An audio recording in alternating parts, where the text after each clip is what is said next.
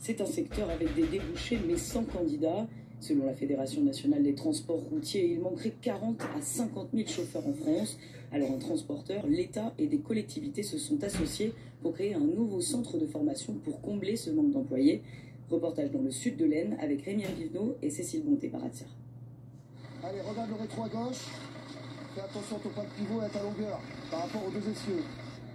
L'exercice est délicat, slalomer en marche arrière et en temps limité. Sur la piste d'entraînement du nouveau centre de formation d'Artennes-et-Thau, ces stagiaires apprennent à maîtriser un engin de près de 40 tonnes. C'est une piste homologuée. Elle fait 100 mètres de long sur autant de large en fait. C'est justement pour l'épreuve de maniabilité au jour de l'examen. Si automatiquement ils arrivent à passer cette épreuve de maniabilité, quand ils se retrouveront dans le monde professionnel, quelque part ils auront moins de difficultés.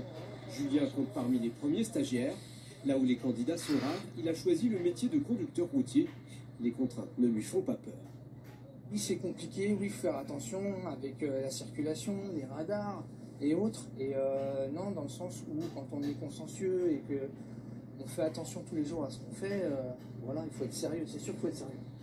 L'impulsion de cette école a été donnée par Sylvain Weckmann. Chez ce transporteur, comme ailleurs, chaque jour des camions ne roulent pas faute de chauffeurs. Il n'entendait pas rester inactif.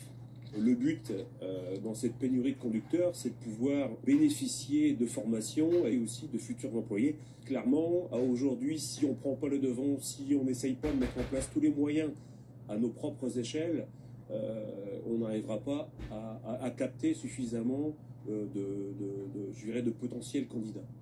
L'entreprise met à disposition le terrain et aussi ses locaux pour assurer les formations. Les communautés de communes, l'État et la région ont suivi pour financer le reste. Une école, ça va peut-être permettre à des gens du territoire de passer des permis et de permettre à des familles de pouvoir vivre sur notre territoire. Ce centre unique dans le sud de l'Aisne peut former une quinzaine de stagiaires à la fois.